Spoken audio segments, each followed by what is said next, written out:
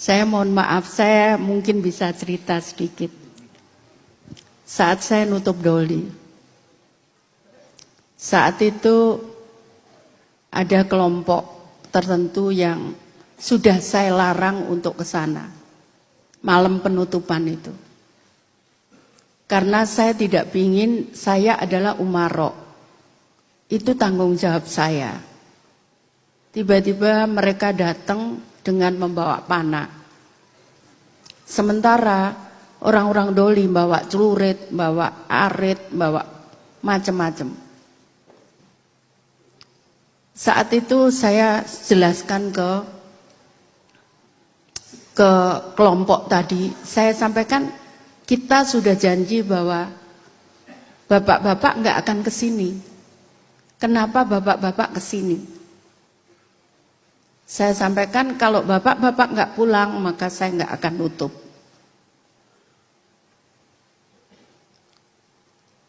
Yang aneh saat itu, kelompok doli tidak melihat saya. Kalau saya ada di tengah-tengah. Jadi posisi saya ada di tengah-tengah. Yang satu bawa panah, kelompok itu yang lain bawa celurit dan macam-macam. Saya tidak bisa dilihat oleh mereka. Bahkan saya dibilang mereka masuk ke radio bahwa Bu Risma tidak berani datang. Padahal saya sholat maghrib di Islamic Center, kemudian saya ada di situ menjelaskan kepada mereka. Kemudian setelah saya ngotot mereka harus pulang kelompok ini. Saya masuk ke Islamic Center dengan Pak Menteri Agama, Menteri Sosial saat itu penutupan. Pulang, nggak ada lagi yang lihat saya. Saya keluar, semua nanya wartawan, Bu Risma di mana? Loh tadi lewat di sebelahmu. Jadi tadi yang saya sampaikan, yang disampaikan pelajaran Gus Idam tentang luman, itu saya ngalami itu. Saya ngalami kejadian itu. Saya bukan siapa-siapa, saya seorang umarok, saya dari seorang PNS. Kemudian saya dicalonkan, saya tidak pernah meminta jadi wali kota, bahkan berdoa saja saya tidak berani. Saya tidak berani karena saya tahu ini berat. Berat jabatan ini. Karena itu saya tidak pernah mendaftar.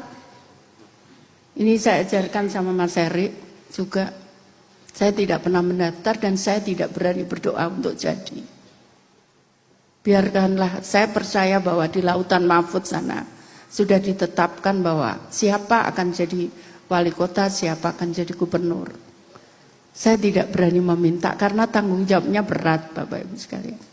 Berat sekali. Tadi disampaikan soal bagaimana luman. Saya jam 5 pagi habis sholat subuh, saya cari jadi wali kota maupun jadi menteri. Saya selalu muter, cari. Kadang-kadang ketemu orang yang saya juga, kalau 5:30 di Jakarta tuh masih gelap. Tiba-tiba ada seseorang bangun matanya segini, saya kaget. Saya pikir apa, ternyata dia manusia silver yang suka badannya dicat. Nah dia kena iritasi matanya sehingga bengkak. Langsung saya bawa ke kantor saya kasih makan 3 piring habis, padahal perempuan. Mungkin sudah berapa hari nggak makan. Saya bawa ke rumah sakit, ternyata dokter itu nyampaikan, untung hari ini nyampe, kalau besok saja dia sudah buta. Jadi tadi yang disampaikan itu betul di dalam oleh Gus Idam itu. Saya coba belajar itu. Kadang-kadang saya dapat uang dari kantor, tidak bawa pulang ke rumah karena habis saya bagi untuk itu. Jadi saat saya maju, saya sampaikan, ini gimana, saya bilang itu, mau suruh daftar wong duit aja nggak gablek. Ya, jadi tapi saya percaya bahwa saya dulu juga begitu saat jadi wali kota. Bahkan saat itu saya jadi PNS, kemudian saya cuti, saya cuma dapat 30% gaji. Saya bingung bagaimana makan saya. Akhirnya saya jual sawah yang diberikan orang tua saya. Demikian pula sekarang, bagaimana mau nyalon gubernur nggak punya duit. Tapi saya percaya, saya diyakinkan oleh Mas Don itu. Bu, nggak apa-apa, kita nggak punya uang, tapi Allah kita maha kaya. Ya, jadi itu yang saya yakini. Saya yakini Gus Han juga, saya telepon, leres toh Bu. Ya Gus, mosok saya pernah bohong. Ya saya suruh budal-budal, suruh pulang-pulang, saya juga nggak tahu. Begitu-begitu Gus, saya ndak bisa kadang ngontrol mulut saya saat saya tiba-tiba suruh berangkat, suruh pulang ke Surabaya. Loh saya ngapain, saya juga bingung suruh pulang itu. Mbak besok daftar, saya bingung, tak pikir daftar apa, saya bilang gitu. Ternyata saya disuruh nyalonkan gubernur. Jadi Bapak Ibu sekalian, saya tidak akan pernah meminta kepada Bapak Ibu sekalian untuk milih saya. Itu pantangan untuk saya. Karena tugas itu berat. Saya sempat berantem sebelum saat saya jadi wali kota. Kalau Khalifah Umar bin Khattab mencari warganya yang makan dengan manggul makanan yang tidak bisa makan. Ya saya ngomong, gimana mungkin saya kuat manggul? Wong bawa badan saya aja berat kadang-kadang.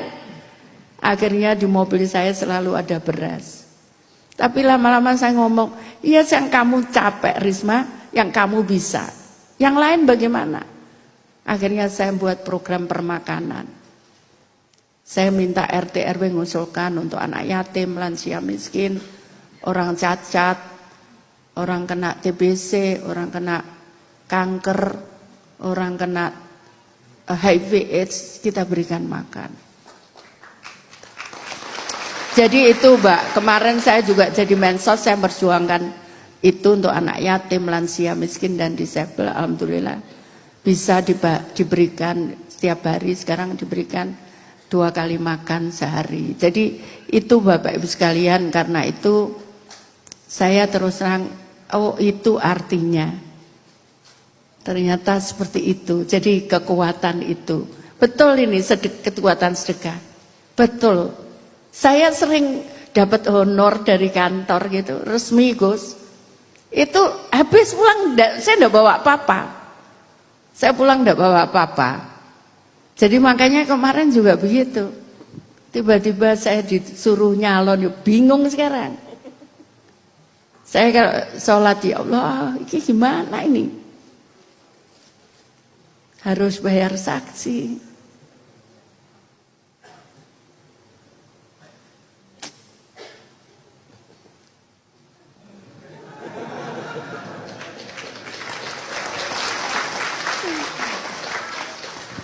Begitu.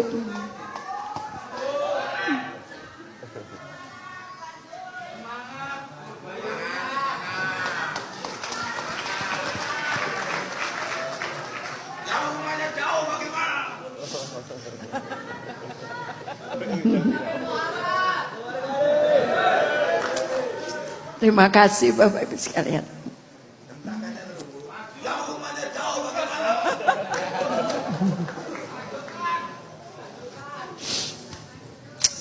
Saya mohon maaf.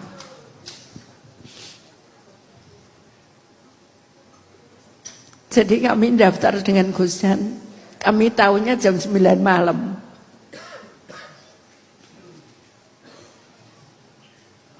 Besoknya disuruh daftar.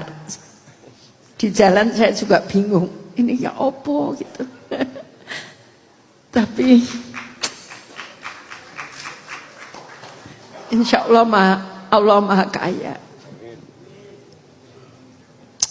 Itu Bapak Ibu sekalian, sekali lagi saya mohon maaf.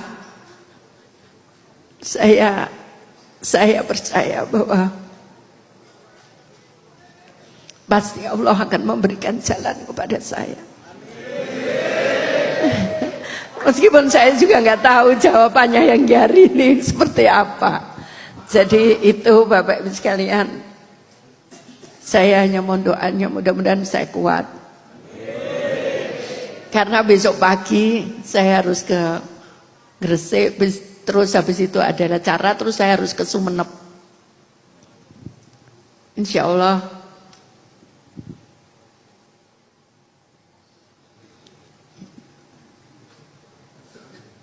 berat jaga amanah itu, berat.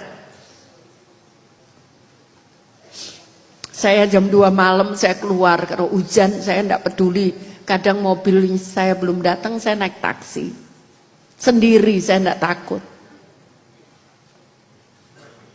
Saya ke rumah pompa sendiri, saya enggak takut.